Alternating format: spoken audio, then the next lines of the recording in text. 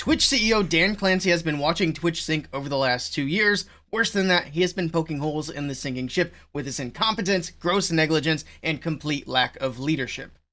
I've decided it's time to voice my concerns to hopefully push for positive changes over at Twitch, including getting rid of CEO Dan Clancey. And I want to speak up because Twitch as a platform is heading downhill. It is going down quick, and we as streamers, we as viewers deserve a better, safer platform. I'm going to talk about some of the major shortcomings of the platform that are killing the platform, including the recent attacks at TwitchCon, especially the one against Emiru.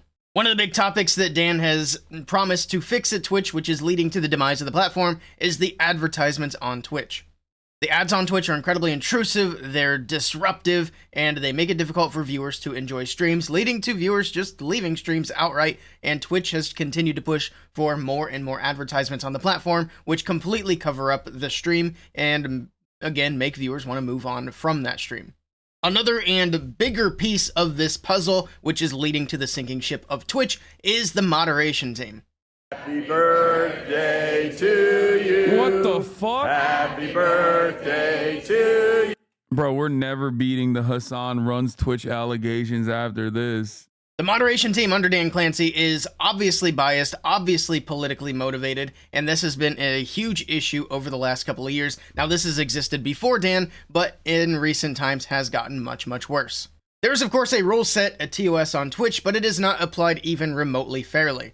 For example, one guy gets banned for calling a fat person fat, while other streamers are falsely calling people rapists, they're directly supporting terrorism, being anti-Semitic, abusing animals, putting hits out on other streamers, calling for violence, and so on, and those streamers haven't gotten punished whatsoever. Another great example of this, leading into TwitchCon, one streamer made a joke with one of his viewers about beating him up at TwitchCon. That streamer got a 30-day ban off the platform. Meanwhile, a different streamer made a serious threat against another streamer, saying that he will assault him at TwitchCon if he sees him there, and that streamer received no punishment, no bans, nothing. There was also recently a streamer who was on the front page portraying underage furries in a sexual context, straight up pedophilia. This streamer was banned for only 1 day, and he's right back on the platform now. Of course, all this is also causing advertisers to be pushed away from the platform, which is obviously a big problem. The TOS needs to apply to everybody or nobody.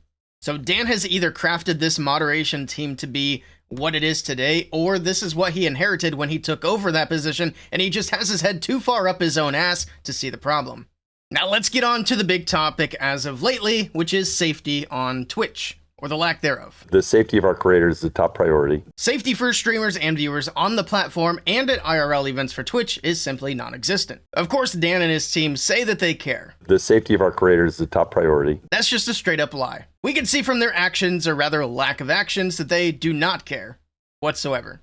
Now let's talk about TwitchCon specifically. Of course, Dan's first TwitchCon a few months after he took over as the CEO went off without a hitch. However, the TwitchCon in 2024 was a much different story and a gigantic shit show. It should have been a learning opportunity for Dan and his team over at Twitch, but it wasn't. TwitchCon 2024 was full of reported assaults and harassment. A bunch of kick streamers made an appearance just for the sole purpose of being disruptive. Streamers NMPLOL, also known as Nick, and Awake Wilder were sexually assaulted on camera when a guy came up and put his mouth on them and sucked on Nick's nipple. Obviously, this was ignored probably because they were men and they didn't feel like they needed to make a statement about that, but don't worry, there were others. A kick streamer named Big Loaf, a grown-ass man, stalked and harassed Canute's 12-year-old daughter, asking her to be his girlfriend. Like 2 women, that's like... 2 women? Yeah, like down to be our girlfriends. Anyways, nice to meet you. Yeah. Okay, we got, well, our random side quest that just popped up is avoid these 2 guys. Another streamer named CLB or Caleb harassed and assaulted multiple female streamers, including force touching, hugging, kissing. No punishments were handed down for this, no statements made by Twitch for any of the incidents that occurred in 2024. And again, this should have been a big wake-up call for Dan and his team to take safety more seriously for the next TwitchCon. Obviously, we learned that they couldn't have cared less. Now moving on to TwitchCon 2025, which happened about a week ago now. For me and many others, this is the final fucking straw. Leading up to this event, many streamers actually skipped out on even going to this event, citing concerns with security issues at the event. And then a mere few hours into this event, Emiru is sexually assaulted as a man walks up, grabs her face, and attempts to put his mouth on her.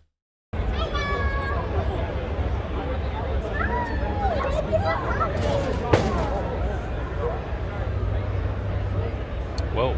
And keep in mind, this is a meet and greet where Twitch forced Emmy through a contract to attend in order to keep her show at the TwitchCon event. So after making her contractually obligated to go to this event, they didn't even do the bare fucking minimum to make sure she was going to be safe. I care deeply about Emmy. She's a friend of mine. You sure about that? You sure about that? And not just Emmy, by the way, they didn't make sure any of the streamers at the meet and greet had adequate safety. Now, Emiru is somebody who deals with a lot of these unhinged creeps. In fact, just earlier this year, she had somebody in Santa Monica threaten to kill her after she said she didn't want to marry him. You would think that Twitch might realize, oh, this is somebody who might need a little bit of security. The safety of our creators is a top priority. But you don't actually fucking care, do you, Dan? Of course, this encounter could have been a whole lot worse. This guy could have bought one of the knives that were being sold. I don't think they were on site, but very near to the site of TwitchCon.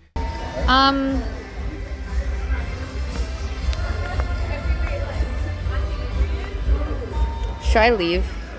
Should I leave? This is only going to close friends. I'm leaving. Also in that clip, the only people who responded to the attacker are Emiru's manager and her personal security guard. There's no Twitch security, no Twitch staff in fucking sight. Oh, but there was some Twitch security in the area. They were actually laughing about how they didn't even see what happened and then just continued sitting there with their thumb up their ass as the guy walks away. The safety of our creators is a top priority. Now I'm going to pull up the first statement that Twitch made after this event happened. They say the safety and security of all those attending TwitchCon is our highest priority. Obviously not.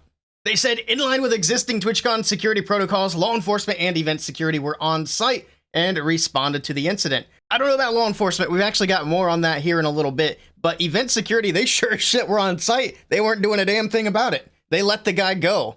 They said they banned the guy from Twitch, both online and in person. So the initial punishment that they actually suggested for this guy who attacked Emiru is they wanted to give him a 30-day ban.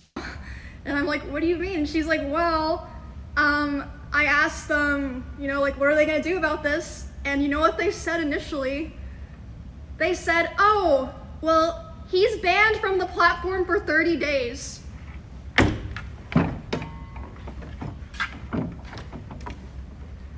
What? That's right, 30 fucking days for what is sexual assault is crazy. Now, the only reason they even bumped it up to a permanent ban is because Emmy's manager pushed for it. The safety of our creators is a top priority. And then this last line here says they continue to cooperate with any law enforcement investigations. Now, earlier today, Emiru actually went live again to talk a little bit more about the situation, and she let everybody know that not only did Twitch not cooperate with law enforcement investigations, they refused to give law enforcement the guy's name without a warrant. Now, if you ask me, that's a pretty fucking weird way to cooperate with law enforcement. And then they said, we have increased security at the meet and greet. What, from 0 to 1? Now, they did end up actually bringing in more security, but not because Twitch wanted to, but because Amazon caught wind of what was happening. The clip was going super viral, so they flew in some of their own security. And then, of course, they finished this statement off with, Twitch has zero tolerance for harassment. A lie.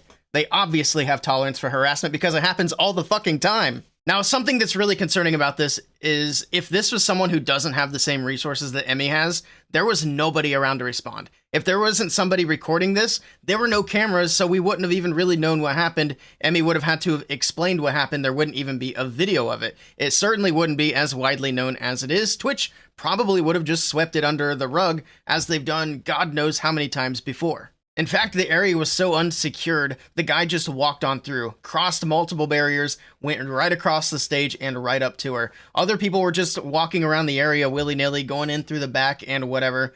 The line was actually intended for people who had pre-registered for the meet and greet and done background checks, but people were just getting in line without verifying that they actually did the meet and greet sign-in. So just anybody was able to walk up and get into the line to do the meet and greet without the background check being done. Now that I'm done with the meet and greet, I might as well tell you guys, whoa, look at this BMW. I might as well tell you guys what the I'm sorry. I might as well tell you guys what the fuck I actually did to get into the line. Hey, I snuck in. I don't know what else to say.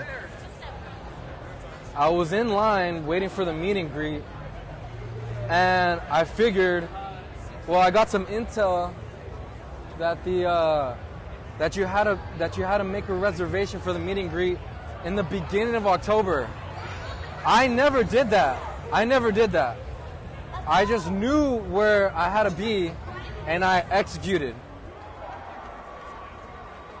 And that's how you got to be. I didn't prepare for this, but I was ready for it. Another thing that's worth noting is Emiru actually had a preferred security guard who was at TwitchCon 2 years prior, but that security guard did his job.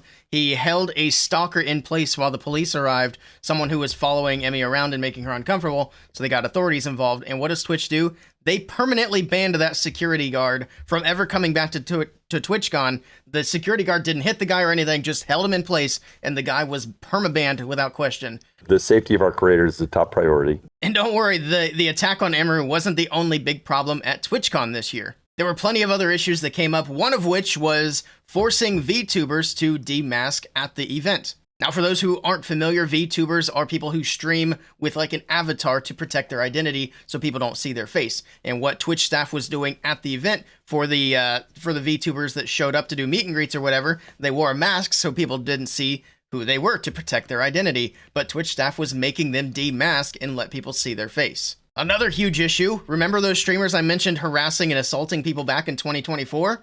Many of them were allowed to just come back to TwitchCon again in 2025. Some of those streamers who were allowed to come back include Caleb, who, again, assaulted multiple women in 2024, and Big Loaf, who was harassing and trying to hook up with a 12-year-old girl last year. Now, yesterday, Twitch did issue another statement with, I guess you could call it an apology, so let's take a look at this as well. Now, this statement is from Dan himself. He says he wants to be upfront and take accountability for the security incident that occurred at Emiru's meet and greet. This is also coming right after he did an interview where he essentially blamed Emiru for the attack happening in the first place. He said, "We failed both in allowing it to occur and our response following." No shit. That is the understatement of the century. Then, of course, the last line in this paragraph, he does say, "I apologize to Emiru for all that took place." Now, she said that he didn't reach out to her personally for an apology. And after a fuck up of catastrophic levels, I don't think this is quite sufficient. I've seen better apologies done with a fucking ukulele. Next, he says, "What are we doing moving forward?" Honestly, fuck the rest of this statement here.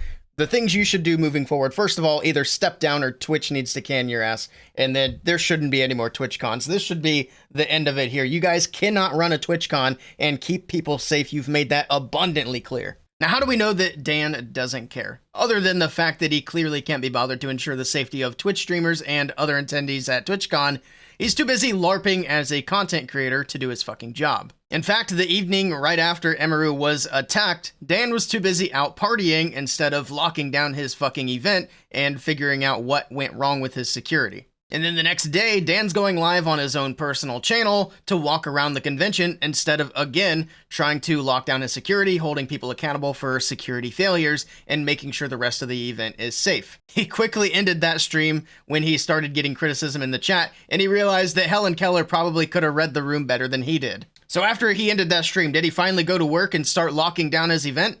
Of course not. He ended up going live again and basically spent the rest of the convention time live streaming in emo-only mode so people couldn't criticize him in the chat while he sang some songs. The safety of our creators is a top priority. Speaking of safety, there were some streamers who were seriously hurt in the TwitchCon back in 2022, including a girl who broke her back in 2 places, and I think there were like 4 other serious injuries that were reported during that event. Now, this didn't happen under Dan's watch, and I'm not trying to blame Dan for it, but it is something you should keep in mind when you're running your own events to make sure that nothing even remotely close to this could ever possibly happen again.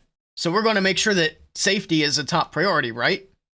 Especially after Emmy was just attacked at your convention, you would want to make sure that safety is going to be the key thing to focus on, right? Or we can have extra Emily running across a smooth surface stage, dripping soapy bubbles all over the place. What could possibly go wrong?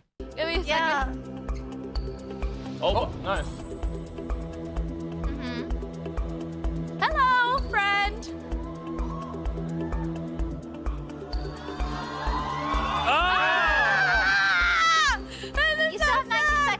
good. You're good. The safety of our creators is a top priority. So we have learned fucking nothing. That or the Twitch leadership just doesn't give a fuck about their streamers. It's probably both.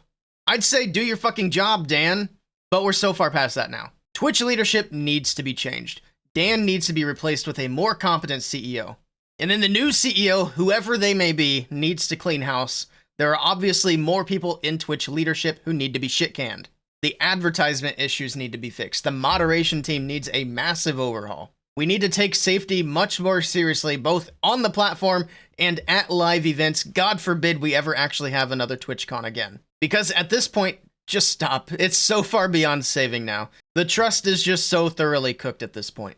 Now, there are so many issues going on at Twitch right now. Honestly, I barely scratched the surface. But hopefully, if we keep voicing our concerns, if we don't let this go away, don't let Twitch just brush this under the rug and move on, we can make some real changes. So let's all keep voicing our concerns and keep pushing for some change. Like I said at the beginning of the video, we should have a much better platform with Twitch, and I believe that it can be. I know some people have asked me, why do I keep streaming on Twitch? Why don't I just go ahead and bail on Twitch, stream on other platforms only? Well, for one, I'm a very tiny content creator. Obviously, that would hurt me way more than it hurts Twitch. The other bigger thing, though, is I would much rather stay on the platform regardless of my size and just push for change, and the best way to do that is from within. So instead of pushing for boycotts, let's push for holding people accountable. Let's push for a better platform for everybody. Thank you guys for watching. Take care. The safety of our creators is a top priority. I had meant to upload this video before I went to DreamHack Atlanta. I didn't. Now we have a quick little update. So this incident came to my attention and I wanted to add it to the end of this video because it shows that Twitch is still being incredibly lenient towards sexual assault. Now, back in February, a streamer named Nina, as well as another female streamer, pinned down a man named Saeed, and they were grinding on him, twerking on him. It was a sexual assault that was streamed on Twitch. Of course, back in February, nothing happened. But in light of recent events, this Twitch went viral, and of course, Twitch took action. They banned her for a day. They banned her off the platform for a day. And then, of course, after this happened, another incident came to light from Nina, where on stream at the Streamer Games, she sexually assaulted a streamer by the name of Disguised Toast, a partnered streamer on Twitch, where she was basically groping him, massaging his ass, and they didn't even know each other at the time, and she was just all hands-on with him, and it was obvious that he was uncomfortable. And then, of course, this came to light and started going viral as well, and again, Twitch banned Nina from the platform. Surely this was going to be a permanent ban. Nope, she actually just got unbanned as of a few hours ago, so they banned her for a total of 1 week, and I kind of figured that that was going to be how long they were going to ban her for, even though people have been banned off the platform for much longer for much less offenses. Obviously, Twitch doesn't care about sexual assault. In fact, it seems like they're encouraging it. So yes, a female streamer who has been on camera sexually assaulting people is once again back on the platform. I just had to hop on here and to throw that on. Again, thank you guys for watching.